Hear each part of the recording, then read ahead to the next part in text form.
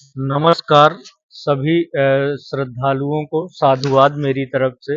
मेरा नाम आशीष द्विवेदी है और मैं महाकुंभ के इस पर्व में आए हुए देश विदेश से और भारत से आए हुए सभी श्रद्धालुओं को नमस्कार करता हूं और साधुवाद करता हूं। हम सभी ने यहाँ बहुत सारी चीजें देखी, बहुत अच्छी तरीके से संपन्न हुआ। आज शिवरात्रि की रात्रि का समय है, हमारा महाकुंभ संपन्न हुआ। बहुत सारी चीजें हमने देखी, बहुत सारे वैदिक मंत्रों का उच्चारण हुआ, बहुत सारे आध्यात्मिक गुरुओं को हमने देखा और बहुत सारी चीजें हमने देखी। लेकिन कहीं ना कहीं एक कमी हमें दिख रही थी। जैसे हम सभी को एकत्रित होकर, चाहे आपके विज्ञान विभाग के लोग हों और हमारे आध्यात्मिक गुरु, जो हमारे वेदों ने कहा है और जो हमारा विज्ञान कहता है, उसको दोनों को एक साथ कंपैरिजन करके इस महाकुंभ में इस चीज का मंथन होना चाहिए।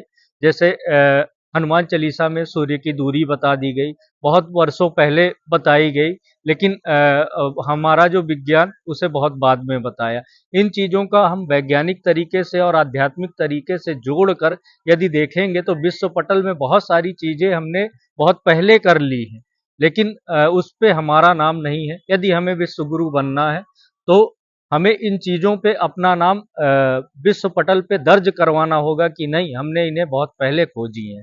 तो मेरी सबसे यही अपील है और सबसे यही अनुरोध है कि हम आने वाले उज्जैन के महाकुंभ में इस चीज पे गहन मंथन करेंगे, आध्यात्मिक गुरुओं के साथ बैठेंगे और वैज्ञानिकों के साथ बैठेंगे।